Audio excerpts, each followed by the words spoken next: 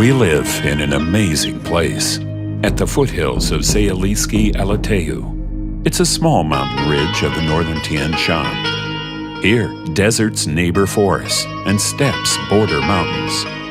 We spend much of our time protecting forests and national parks, yet we understand very well that a human cannot live without natural resources. But do humans always use them wisely and responsibly?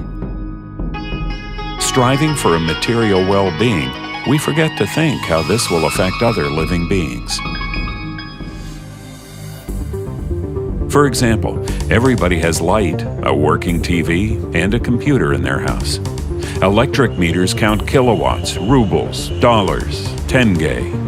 What if we measure the kilowatts by a smell of flowers, birds' voices, beauty of landscapes?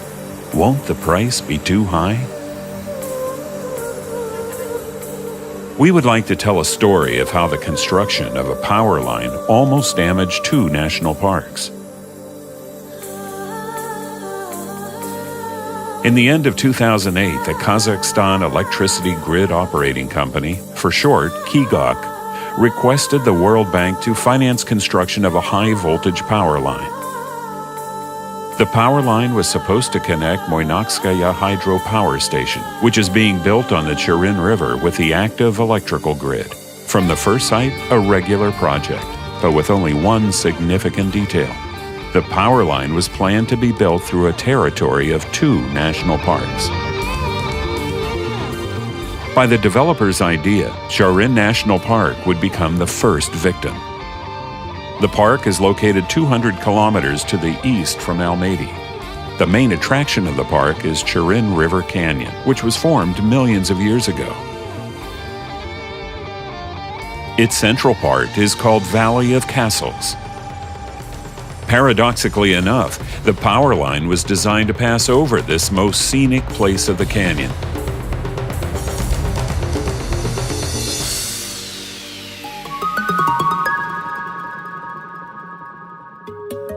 Birds would suffer the most.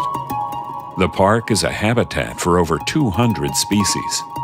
Black stork, golden eagle, bearded vulture, saker falcon.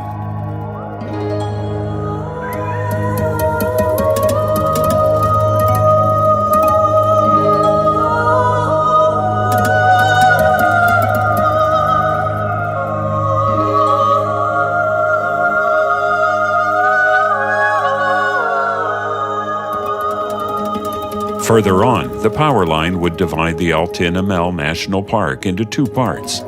The park is located on the northern bank of Ili River.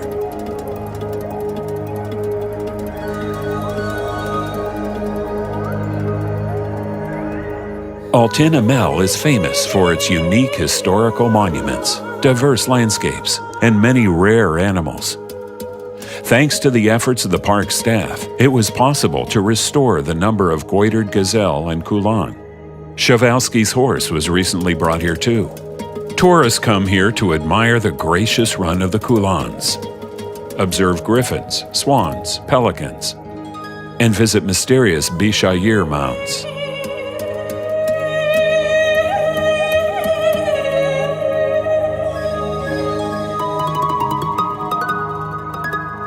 Of course, when we found out about the plans for the construction of power lines on the territory of the parks, it induced indignation and at the same time, a fierce desire to protect them. We decided to start an informational campaign in order to change the project. We found support with scientists, the public sector, tourists, and parks administration. Petitions were sent to the president, parliament, ministries, and the power company. We demanded the World Bank to deny financing of the construction which threatens the unique nature. In the petition, it was suggested to change the project and to design the power line bypassing the parks. The petition was supported by activists and scientists of Kazakhstan, Russia, Uzbekistan, and other countries.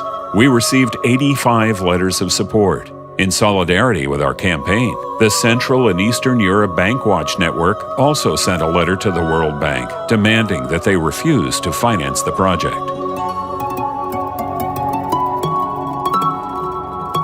As a result of the full-scale campaign, The Ministry of Environmental Protection and the Forestry Committee admitted that the project contradicts the legislation of Kazakhstan. The World Bank also postponed reviewing the proposal to finance the project, which was in contradiction to the operating policy of the bank. Kigok also admitted that the power line project did not conform to the propositions of law dealing with specially protected natural territories.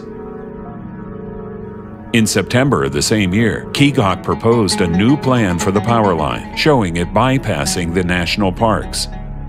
The World Bank agreed with the changed project and gave money for the construction. In the beginning of 2013, the power line was completed.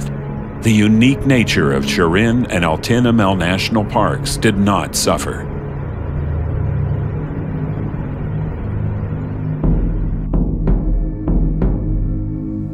This story has a happy ending and may serve as an example of successful public participation in the decision-making process. Indeed, thanks to the public efforts, the word of law was observed.